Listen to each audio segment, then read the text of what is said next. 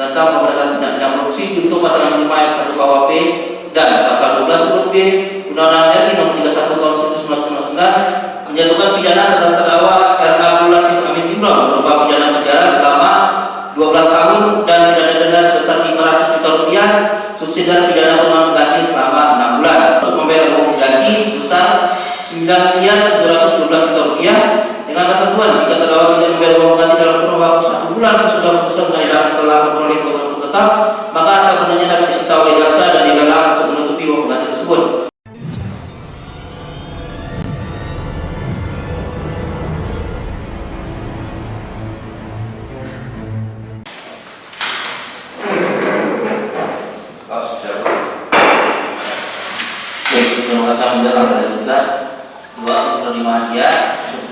Usul dia mengenai teori pengertian dan fakta hukum tidak dibacakan yang dibacakan dalam waktu.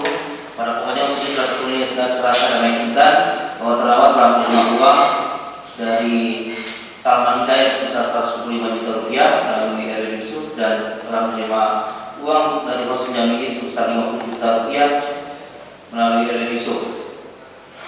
Dengan demikian usul telah terpenuhi serasa dan meyakinkan.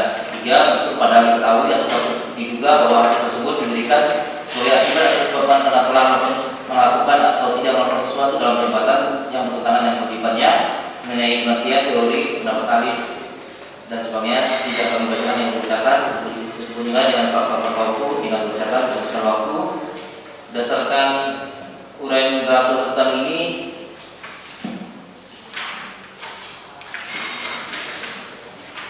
Kami menilai unsur padahal diketahui atau patut diduga bahwa hal tersebut diberikan sebagai akibat atau disebabkan karena telah melakukan atau tidak melakukan sesuatu dalam jabatannya yang bertentangan dengan kewajibannya telah terpenuhi dan dapat selesai dan meyakinkan.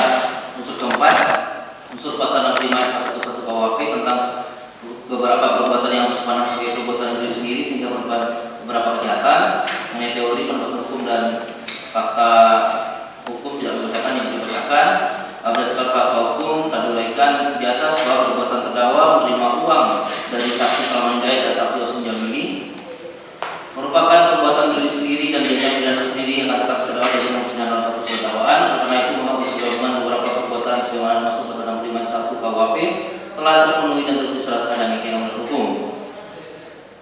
Hakim yang mulia dan berdasarkan kami menghormati, dengan demikian dakwaan kedua telah terbukti secara sah dan demikian menurut hukum. Selanjutnya kami akan buktikan dakwaan kumulatif ketiga, yakni pasal 12 B besar junto pasal 18 Undang-Undang RI Nomor 31 Tahun 1999 junto Undang-Undang Nomor 20 Tahun 2001 tentang pemberantasan tindak pidana korupsi junto pasal 65 ayat 1 KUHP yang unsur sebagai berikut. 1. Unsur setiap gratifikasi mengenai pengertian gratifikasi, teori, pendapat hukum dan sebagainya tidak dibacakan dan yang dibacakan. Berpedoman dari penjelasan undang-undang berkaitan dengan fatwa hukum di persidangan, terdakwa dalam jabatannya selaku kepala daerah yaitu sebagai Bupati Bangkalan telah menerima gratifikasi dengan isi sebagai berikut. Jika mungkin tidak kami bacakan seluruhnya, kami bacakan pokoknya saja. 1. Dari seleksi jabatan pimpinan tinggi, promosi dan mutasi di lingkungan Pemerintah Kabupaten Bangkalan, bahwa dari seleksi job JPT Madya tahun 2020 terdakwa telah menerima uang gratifikasi dari R. Muhammad Taufan Zaidinsa sebesar 200 juta rupiah terkait dengan R. Muhammad Taufan Zaidinsa yang akan dipilih sebagai sekretaris daerah Bangkalan. Selanjutnya B.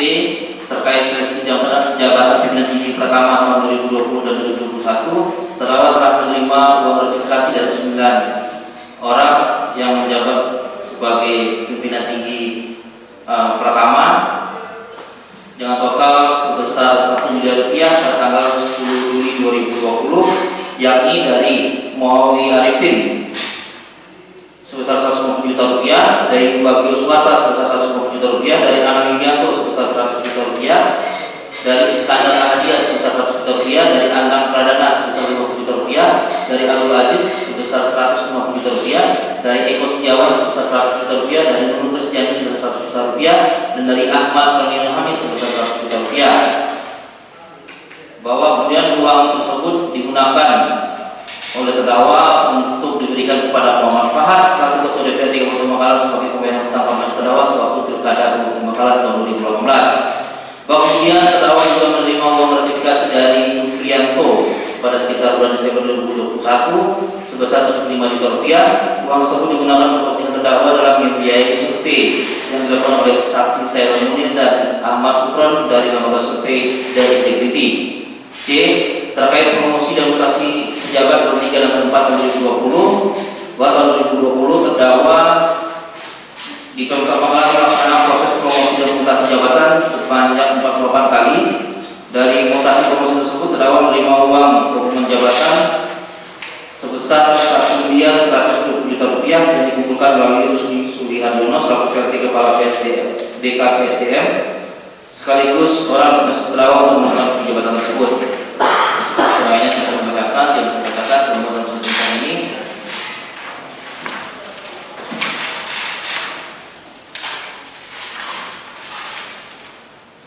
Selanjutnya terdakwa juga telah menerima pada tahun 2021 dari promosi dan mutasi eselon 3 dan 4 sebesar 160 juta rupiah dari 45 promosi dan mutasi jabatan yang diterima terdakwa dari Rusdi melalui saksi Rusdi Sulihardono yang diserahkan ke terdakwa di Penegak Bangkalan baik secara langsung maupun melalui saksi Erwin Yusuf. 2.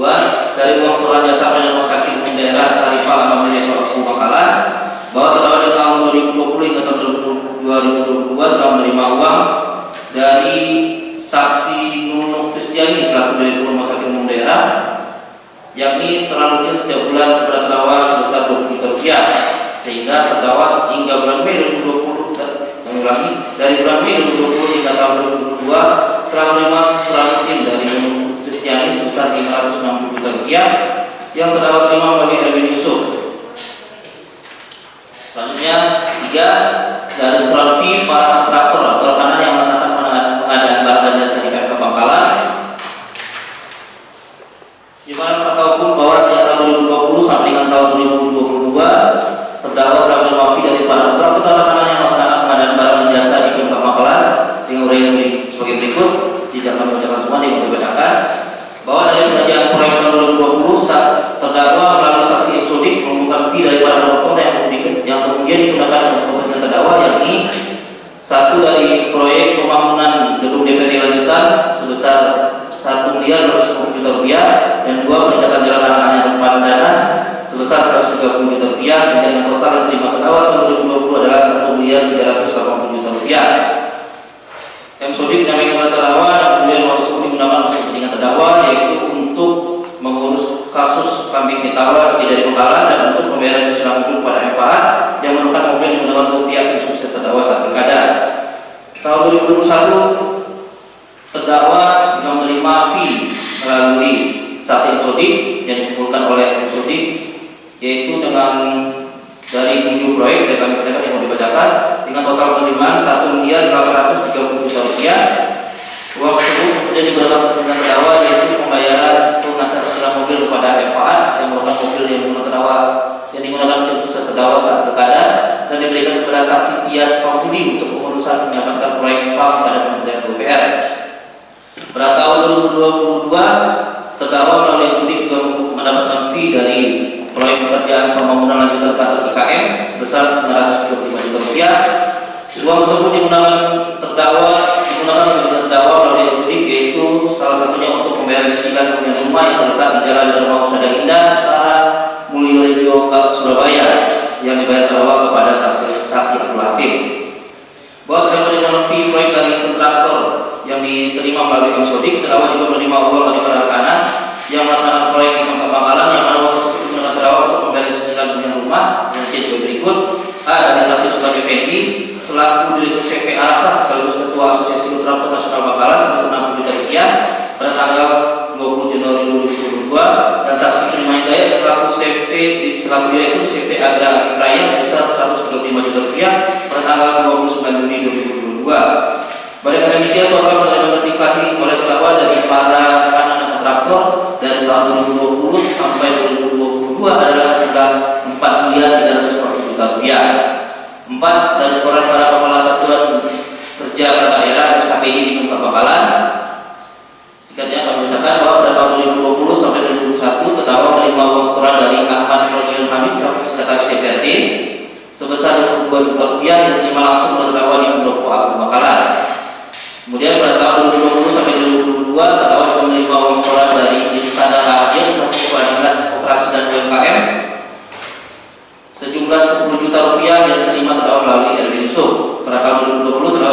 setoran dari Muawiyah Al-Hashim selaku Kepala Dinas Perhubungan sejumlah 200 juta rupiah melalui Erwin Yusuf Ibnu Pamekalan yang bersumber dari fee proyek dikerjakan oleh Haji Munif dan dari setoran fee kontraktor yang mengerjakan sejumlah langsung pada Dinas Perhubungan.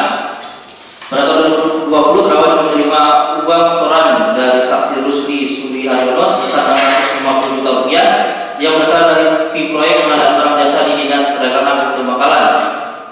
Uang tersebut sebagaimana perintah terdakwa diserahkan oleh Rusdi kepada Erwin Yusuf di Pamekalan.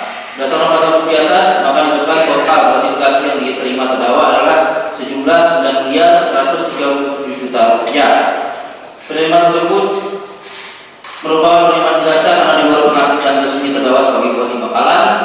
Berdasarkan pasal 12 ayat 1 dan ayat 2 Undang-Undang RI Nomor 31 Tahun 1999 dan perubahan nomor 20 Tahun 2001 tentang pemberantasan tindak pidana korupsi, bahwa terhadap penerimaan tersebut terdakwa tidak pernah melaporkan kepada Komisi Pemberantasan Korupsi dalam waktu 30 hari, sehingga sebagaimana disyaratkan oleh pasal 12C ayat 1 dan 2 tersebut, maka penerimaan tersebut dianggap sebagai gratifikasi.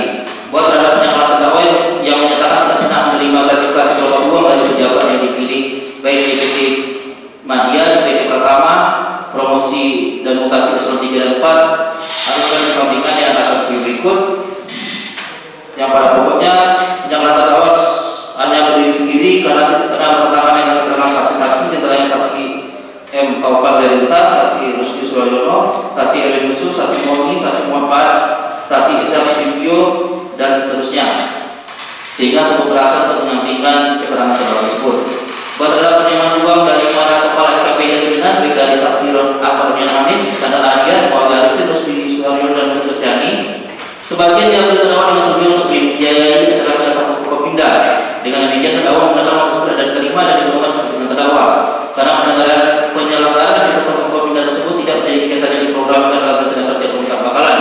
Pembiayaan kepentingan terdakwa yang hasil dari uang surat peradilan bukan merupakan tindakan yang dibenarkan oleh peraturan undang-undang yang berlaku. Sedangkan dalam penyelamatan terdakwa yang menyatakan tidak pernah menerima uang jasa pelayanan dokter dari RSUD saksi Non Kristiani dan uang fee proyek yang diterima dari saksi Rusdi Suwaryono juga merupakan keterangan diri sendiri yang harus disampaikan karena fakta tersebut bertentangan dengan keterangan saksi Non Kristiani, Rusdi Suwaryono, dan Erwin Yusuf.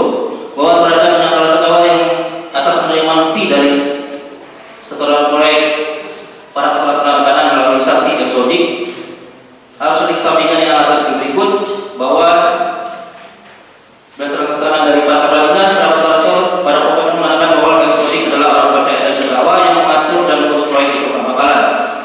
Saksi eksodik juga membenarkan bahwa dia memiliki akses terdakwa dalam komunikasi dan kanan operator yang mana akan menandakan dan mendapatkan kerjaan di Kota Bakalan. Dan seterusnya tidak dibacakan dan tidak dibacakan, bahwa walaupun penerimaan tersebut tidak semuanya diterima langsung oleh terdakwa, tapi ada yang melalui Erwin Yusuf dan Rusdi Suwaryono dan eksodik. Namun menurut keterangan dari mana memberi uang tersebut adalah ditujukan kepada terdakwa. Hal ini diperkuat juga dengan keterangan Erwin Yusuf dan eksodik bahwa uang tersebut sepenuhnya sudah diberikan dan digunakan untuk kepentingan terdakwa.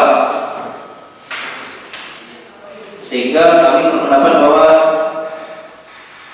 Erwin Yusuf dan Rusdi Suwaryono dan eksodik adalah representasi dari terdakwa dalam menerima uang-uang baik dari sisi JPT, promosi mutasi eselon 3 dan 4 dalam proyek pengadaan barang jasa, hingga setoran pejabat dan para pekerja di Pemkab Bakalan.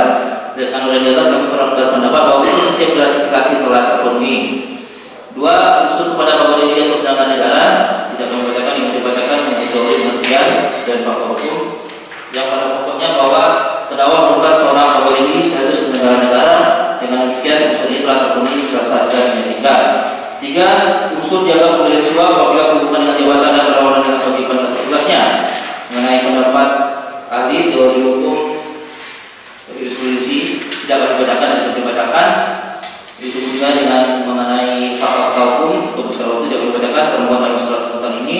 Yang pada pokoknya kami menilai bahwa penerimaan gratifikasi tersebut telah berlawanan dengan kewajiban atau tugas terdakwa selaku kepala daerah yang tidak boleh melakukan korupsi dan nepotisme serta menerima pemberian gratifikasi sebagaimana diatur dalam ketentuan pasal 76 ayat 1 huruf E Undang-Undang Nomor 3 Tahun 2014 tentang pemerintahan daerah. Peraturan terdakwa juga bertentangan dengan ketentuan pasal 5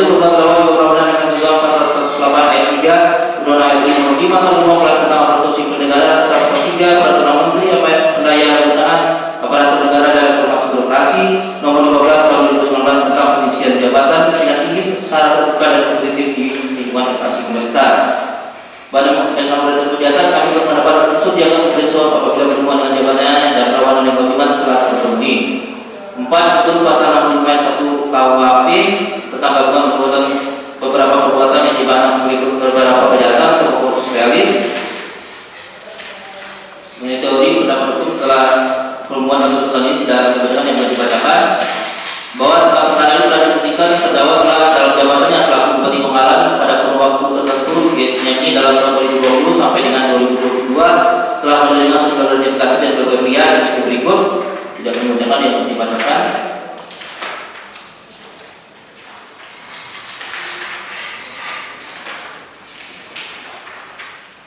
Bahwa gratifikasi yang diterima terdakwa tersebut masing-masing berdiri sendiri karena berasal dari komoditas pihak yang berbeda dan diterima pada waktu dan tempat yang berbeda pula, serta untuk kepentingan yang berbeda-beda, sehingga merupakan gabungan beberapa perbuatan yang dipandang sebagai beberapa kejahatan yang berdiri sendiri atau khusus realis.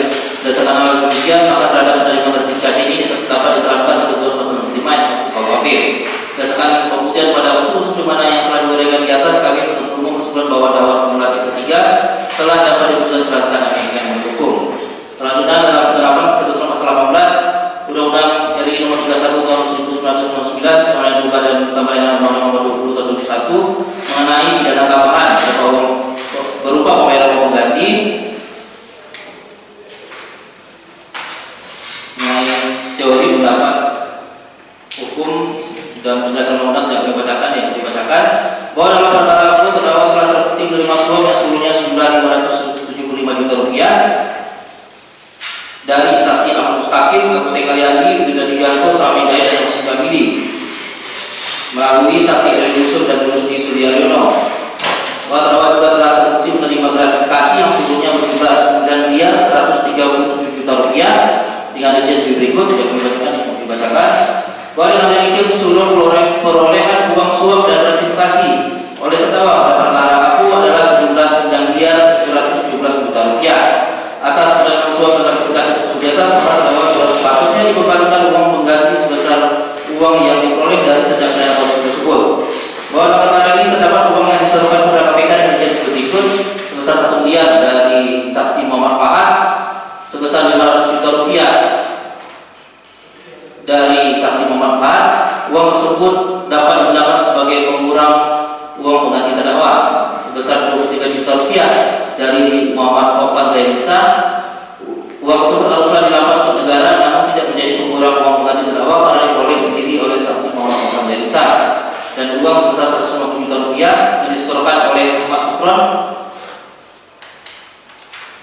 sehingga uang tersebut dapat digunakan sebagai pengurang uang pengganti terdakwa. Selanjutnya mengenai penanggulangan pidana, mengenai teori pendapat ahli, pendapat hukum dan undang-undang tidak membedakan yang dibacakan. Berdasarkan seluruh doktrin dan teori tersebut dihubungkan dengan rangkaian perbuatan terdakwa dalam perkara aku, maka menurut menurut sebelah berikut bahwa benar terdakwa orang yang didakwa melakukan tindak pidana. Pada setiap persidangan terdakwa mengaku dalam keadaan sehat jasmani rohani, dan dalam setiap awal pemeriksaan perkara terdakwa telah bersedia dari pemeriksaannya terhadap perkara yang didakwakan kepadanya. Bahwa kemudian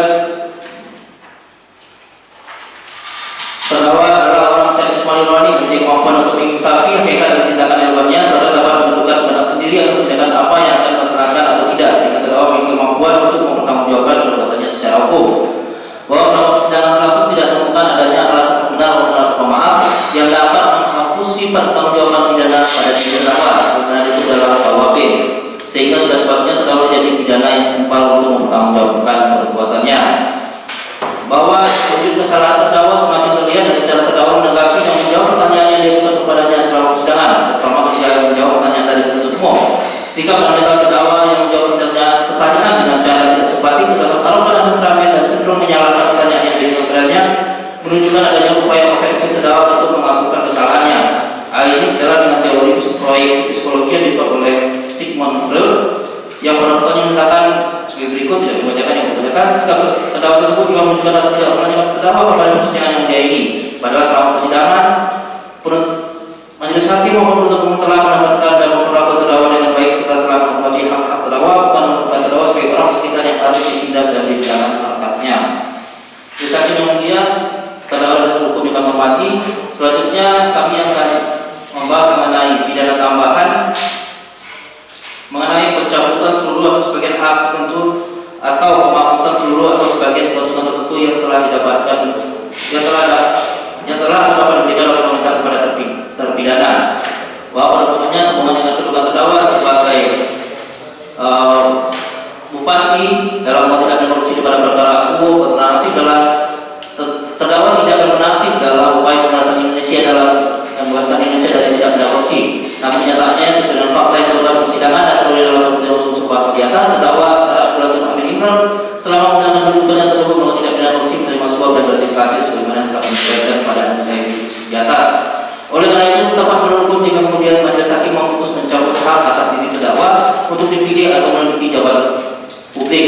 Hal ini sejalan dengan tujuan hukum pidana yang menciptakan efek jerah bagi pelaku kejahatan yang melakukan kejahatan sehingga fungsi hukum sebagai tool of sosial yang dikirim dapat terwujud. Namun pencabutan tersebut juga harus dibatasi dalam jangka waktu tertentu sebagaimana diatur dalam pasal 38 KUHP. Dengan demikian, sempurna tersebut untuk menghindarkan Indonesia dari kemungkinan dipimpin oleh orang yang pernah dijatuhi hukuman akibat melakukan tindak pidana korupsi, maka terhadap terdakwa harus dijatuhi pidana tambahan jabatan hak itu yang selanjutnya termuat dalam amal surat tuntutan akuo. Kesimpulan, jasa kemudian terdakwa dan penasihat hukum mati berdasarkan yang saya telah diberikan di atas, maka kami untuk umum dalam perkara ini berkesimpulan bahwa terdakwa RK Abdullah Amin Imron telah terputus dasar mekanisme menurut hukum bersalah melakukan tindak pidana korupsi sebagaimana diatur dalam pidana dalam dakwaan pertama 1 dan dakwaan kedua serta dakwaan ketiga sebagaimana temuan dalam tuntutan ini yang membacakan. Selanjutnya tuntutan pidana majelis hakim yang mulia dan tim penasihat hukum hormati sebelum kami menyampaikan tuntutan pidana terhadap terdakwa, terlebih dahulu kami kemukakan hal-hal yang kami jadikan pertimbangan, yakni hal yang memberatkan tuntutan terdakwa tidak mendukung upaya pemerintah dan masyarakat yang sedang giat-giatnya memberantas tindak pidana korupsi. Terdakwa tidak mengakui perbuatannya dan berhenti dalam memberikan keterangan, hal yang meringankan terdakwa penurunan hukum.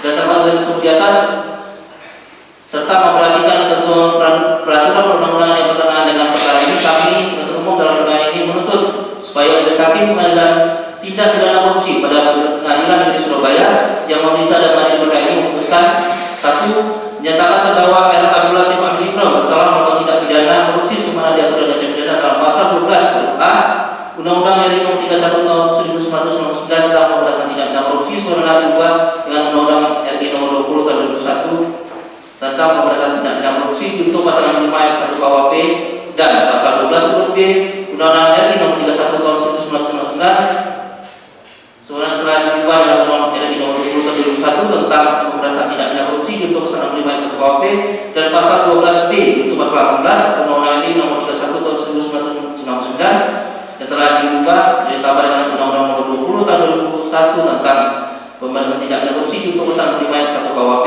sebagaimana dakwaan pertama pasal 1 dan kedua dan dakwaan ketiga. 2. Menjatuhkan pidana terhadap terdakwa RK Abdullah Amin Imron berupa pidana penjara selama 12 tahun dan pidana denda sebesar 500 juta rupiah subsidi pidana kurungan pengganti selama 6 bulan. 3. Menjatuhkan pidana tambahan kepada terdakwa RK Abdullah Amin Imron untuk membayar uang pengganti sebesar 9.712 juta rupiah dengan ketentuan jika terdakwa tidak membayar uang pengganti dalam kurun waktu 1 bulan sesudah putusan pengadilan telah memperoleh keputusan tetap, maka harta bendanya dapat disita oleh jaksa dan dilelang untuk menutupi uang pengganti tersebut. Dan jika terpidana tidak punya harta yang mencukupi untuk membayar uang pengganti, maka dipidana dengan pidana penjara selama 5 tahun.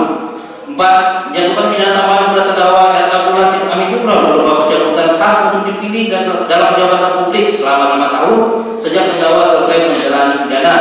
5. Menetapkan namanya penahanan terdakwa di kurungan sebelumnya dari pidana yang dijatuhkan. 6. Memberikan ruang tetap ditahan. 7. Menyatakan barang bukti berupa barang bukti seluruhnya dikembalikan kepada disita yang dibacakan dalam tuntutan ini kecuali barang bukti nomor 89 dirampas untuk negara dan diperuntukkan untuk mengurangi beban uang terdakwa. Barang bukti nomor 91 dirampas untuk negara dengan diperuntukkan untuk mengurangi beban pengganti uang terdakwa.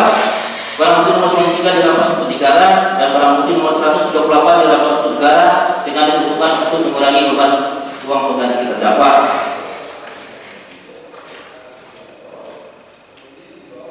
8.